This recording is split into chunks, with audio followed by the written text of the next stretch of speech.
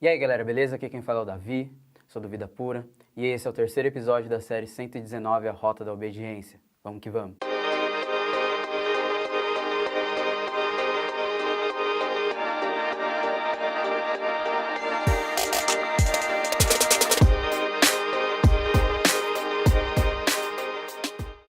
Bom, esse é o terceiro episódio da série 119, A Rota da Obediência. Essa série aqui do Vida Pura que busca se aprofundar, compreender e entender, a partir do Salmo 119, um pouco mais desse elemento que é crucial na vida de todo verdadeiro discípulo de Cristo, a obediência. O Salmo 119 foi escrito em formato de acróstico no seu original. A cada bloco de 8 versos, as frases e os versículos começam com uma letra do alfabeto hebraico. Isso foi escrito para que fosse mais fácil memorizar o texto, e memorizado ele ficava na cabeça de quem lia, e isso levava à prática, ou seja, o Salmo tem obediência desde o seu DNA. E hoje nós vamos pegar o terceiro bloco de versos desse Salmo, dos versículos 17 ao 24, que começam com a letra hebraica Gimel.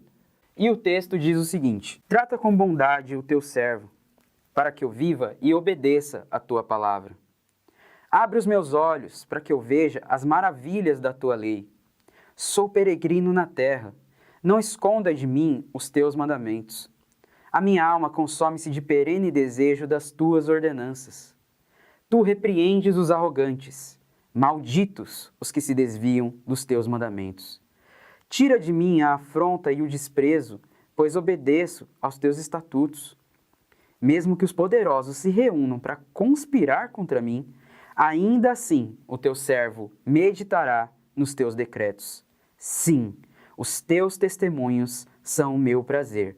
Eles são os meus conselheiros. O salmista começa no Salmo 17 reconhecendo duas coisas. Primeiro, a sua posição enquanto escravo, enquanto servo de Deus. E o segundo, ele reconhece que sem Deus ele não viverá. Ou seja, humildade e dependência na obediência à palavra de Deus. Ele pede que Deus o trate com bondade para que ele viva. E ele clama por vida para qual finalidade? Para obedecer a Deus. Paulo, explicando aos Efésios do que se trata a nova vida em Cristo, ele diz lá em Efésios 2, Vocês estavam mortos em suas transgressões e pecados, nos quais costumavam viver, quando seguiam a presente ordem deste mundo e o príncipe do poder do ar, o espírito que agora está atuando nos que vivem na desobediência. Anteriormente, todos nós também vivíamos entre eles, satisfazendo as vontades da nossa carne, seguindo os seus desejos e pensamentos.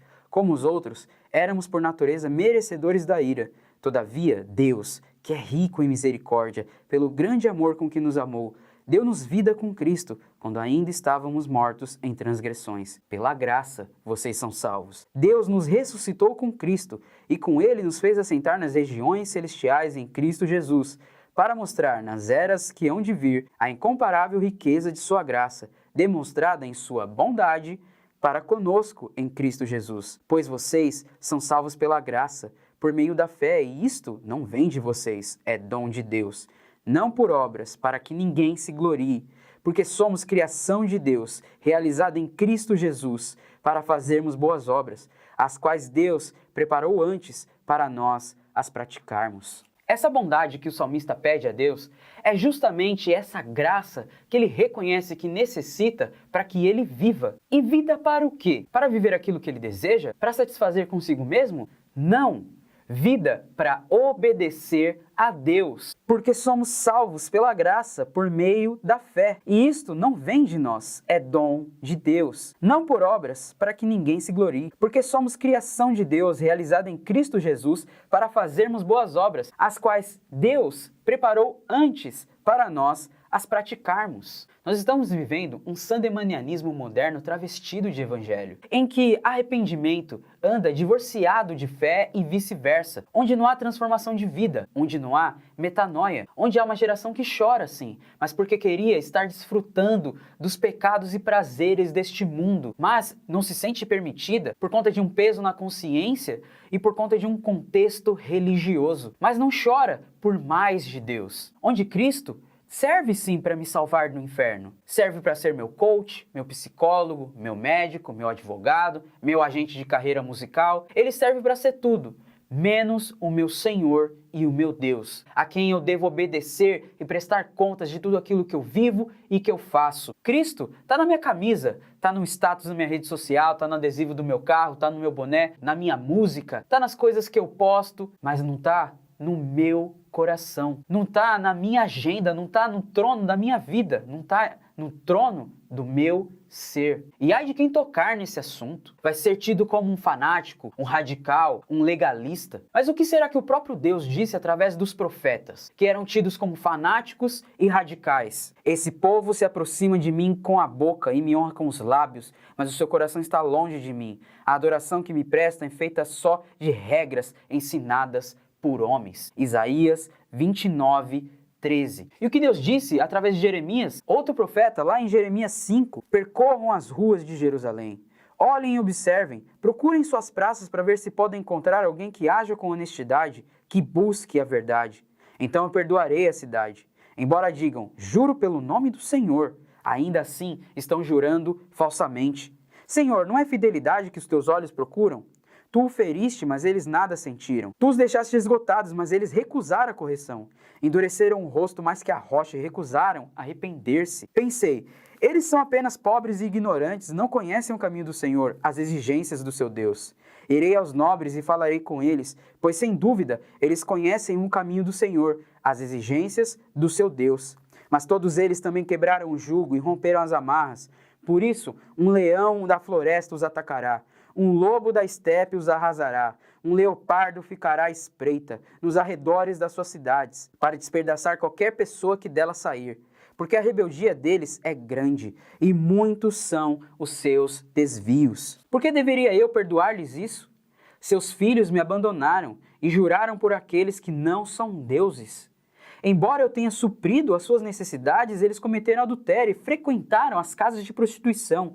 Eles são garanhões, bem alimentados e excitados, cada um relinchando para a mulher do seu próximo.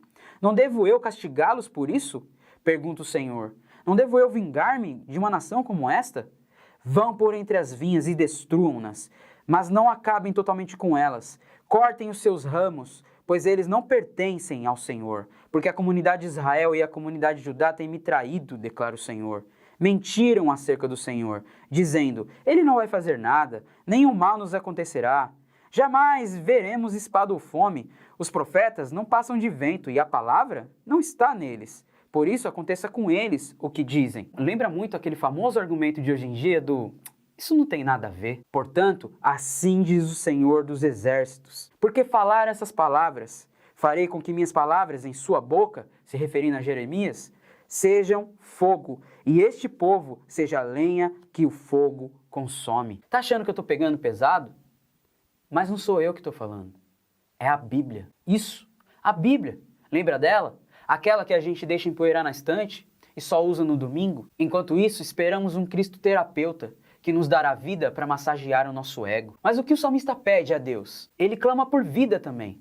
Mas para quê? Vida para obedecê-lo. Ele pede no versículo 18 que os olhos dele sejam abertos para que ele veja o quê? As coisas deste mundo? As maravilhas dessa terra? Não. Ele pede para que os olhos dele sejam abertos para que ele veja as maravilhas da lei de Deus. Pois ele admite ser um peregrino na terra, que o lugar dele não é aqui. Ele reconhece a realidade que está nessa terra só de passagem, como um viajante, e que precisa dos mandamentos de Deus para o orientar. Como um viajante, ele reconhece que precisa de uma bússola para saber por onde ir, como fazer, o que fazer. E ele emprega a palavra de Deus essa função de ser a bússola dele neste mundo que ele é só um viajante. Como se ele dissesse, Deus, nessa pátria que não é minha, eu preciso da sua palavra, pois sem ela eu não vou dar nenhum passo nesse mundo. Nós agimos assim? Nós temos agido dessa forma? E por isso ele clama que essa palavra não seja escondida dele, esses mandamentos não sejam escondidos dele. Pois a sua alma, como diz no versículo 20, se consome por um constante desejo por mais da palavra de Deus. Paulo reafirma essas verdades em 2 Coríntios 5:20, quando ele diz que nós somos embaixadores de Cristo, ou seja, representantes do reino de Deus nessa terra que não é o nosso lugar. E como representantes do reino de Deus, nós não podemos nos amoldar aos padrões dessa terra. A cultura e a mentalidade desse mundo não devem ser a minha cultura e a minha mentalidade. Eu não posso, e você também não pode, como embaixador de Cristo, se parecer com esse mundo. Se rir do pecado e agir como se nada estivesse acontecendo é o padrão dessa terra, esse não deve ser o meu padrão. Eu não devo agir dessa forma. E por isso Paulo diz em Romanos 12:2, não se amoldem ao padrão deste mundo, mas transformem-se pela renovação da sua mente, para que você seja capaz de experimentar e comprovar a boa, agradável e perfeita vontade de quem? De Deus. Só assim será possível dizer com todo o coração o que ele também diz em Gálatas 2:20, fui crucificado com Cristo. Assim já não sou eu quem vive, mas Cristo vive em mim. A vida que agora vivo no corpo, vivo-a pela fé no Filho de Deus, que me amou e se entregou por mim. Entende o que ele está dizendo nesse texto? Entende o peso de ser o representante de Cristo na terra? Nós estávamos mortos, Cristo nos deu vida e agora Ele vive em nós. Isso significa que quando eu coloco minha mão e os meus olhos e minha mente na pornografia, na masturbação e na imoralidade sexual, eu estou colocando as mãos, a mente e os olhos de Cristo. Isso significa que quando eu tomo uma decisão, é Cristo que eu estou representando. Aquilo que você faz é o Cristo que você está exibindo às pessoas. Nós somos embaixadores de Cristo na terra. Já não sou eu quem vive, mas Cristo vive em mim. Isso significa que não é mais os meus desejos, é dele agora. Não são as minhas prioridades, são as prioridades de Deus agora. Ele é quem escolhe como eu me visto, como eu ajo, como eu falo, como eu vivo. O salmista admite no versículo 21 que uma vida que não está dentro desse perfil ordenado pela palavra de Deus é uma vida arrogante e por isso maldita, porque vai contra aquilo que Deus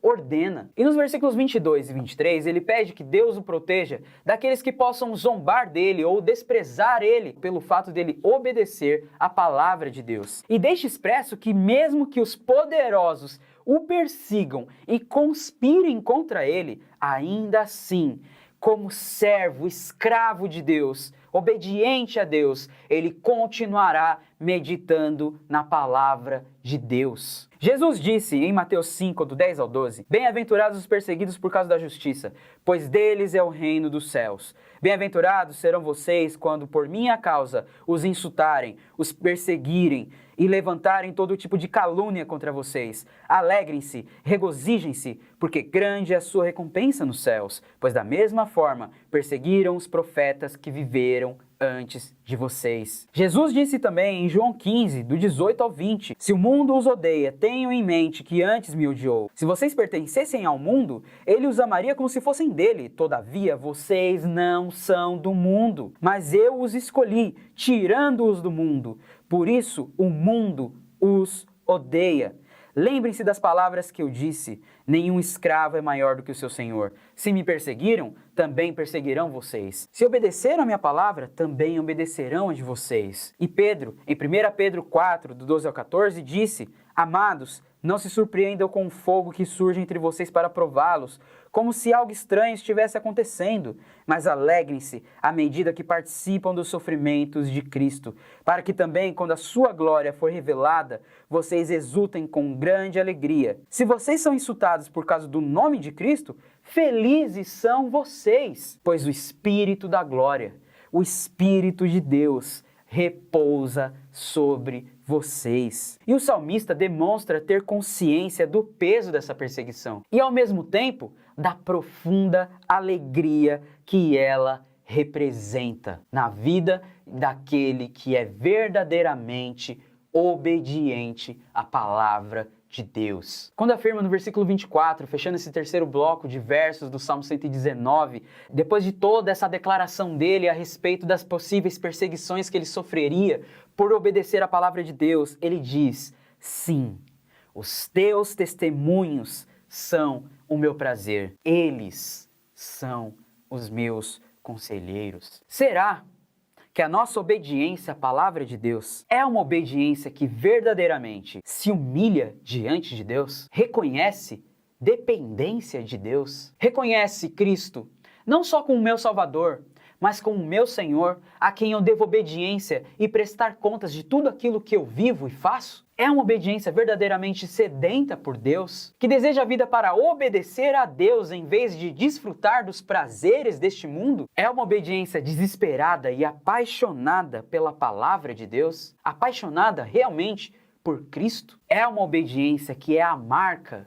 de um verdadeiro embaixador de Cristo, que foge dos padrões deste mundo, que tem prazer em Deus, independente dos insultos e perseguições? Será que não somos os filhos que dentro do templo sentimos orgulho de ser filhos, mas que na escola, no trabalho, na faculdade, nós temos vergonha de Cristo? É uma obediência que tem prazer em Deus, independente se eu sou um adolescente que estou na escola e começam a zombar de mim porque eu não quero me misturar com as rodinhas de zombarias daquilo que Deus detesta. Que sente prazer em Deus mesmo quando me chamam de virgem, por eu não querer ver um vídeo na escola com os meus amigos de pornografia, de masturbação, de qualquer coisa que seja, que desagrada o coração de Deus. Que tem prazer em Deus, independente se eu vou sair esse mês com menos dinheiro na empresa, porque eu não quis participar do bolão da desonestidade. Que tem prazer em Deus, independente de insultos, perseguições, mesmo que os poderosos me persigam, eu ainda meditarei na palavra de Deus. Nós agimos assim? Ou nós somos aquele homem que se assenta na roda dos escarnecedores, dos zombadores? O que importa para nós? Agradar e saciar o nosso ego ou satisfazer o coração de Deus? Pelo que o seu coração geme? Por mais de Deus? Ou porque você não pôde fazer tal coisa? Com medo do pastor, do seu discipulador ou de quem quer que seja? Existe, de fato, verdadeira obediência no nosso relacionamento com Deus? Nós somos o Vida Pura e não desistimos da santidade. E você? Vai desistir? Até o próximo episódio.